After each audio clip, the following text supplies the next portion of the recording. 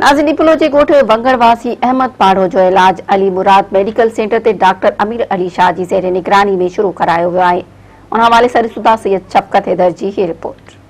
डिपलो वासी अहमद पाड़ो काफ़ी वक़्त खां दिमाग़ जी बीमारी में मुब्तला हुअण जे करे बेबसी जी ज़िंदगी गुज़ारे रहियो हुयो, जंहिंजी मेरान टीवी ते ख़बर हलण खां पोइ हिकु ॿियो मसीहा जागी पियो।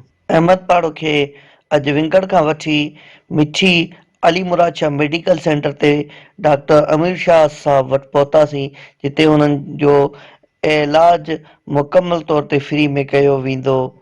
अचो त हुननि जे वारसनि ऐं डॉक्टर साहब सां ॻाल्हियूं कयूं।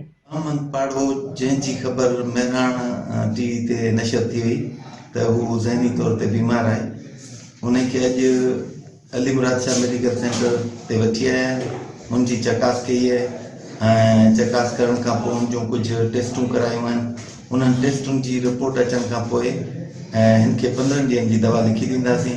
फ़िलहाल चकास में हुनजो दिमाग़ी तवाज़ुन सही कोन्हे, नफ़सियाती मरीज़ लॻे थो, पर कॾहिं कॾहिं ओल्ड एज चेंजिस दिमाग़ में अची वेंदियूं आहिनि। Brain changes, brain old changes खणी चइजनि त उहे तब्दीलियूं अची वेंदियूं आहिनि दिमाग़ में, जेके उमिरि वधण सां थींदियूं आहिनि।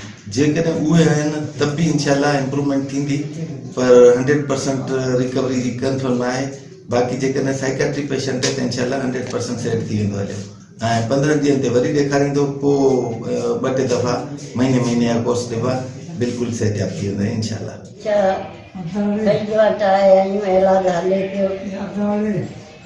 टेस्टूं बि ठहियूं, असांजो इलाजु हले पियो फ्री में। असीं दुआ आहियूं अला करे आबाद हुजे बाबा। ज़रूरत इन ॻाल्हि जी आहे त अहिड़ा ॿिया बि मसीहा सिफ़त डॉक्टर अॻिते वधनि ऐं उन्हनि बेसहारा ऐं ग़रीब मरीज़नि जो इलाज फ्री में कनि त यकीनन उहो बि पंहिंजी ज़िंदगी सुठे नमूने गुज़ारे सघनि। कैमरामैन वीर वीराणी सां गॾु सैयद शफ़कत हैदर, मेहरान टीवी, डिपलो, थरपारकर।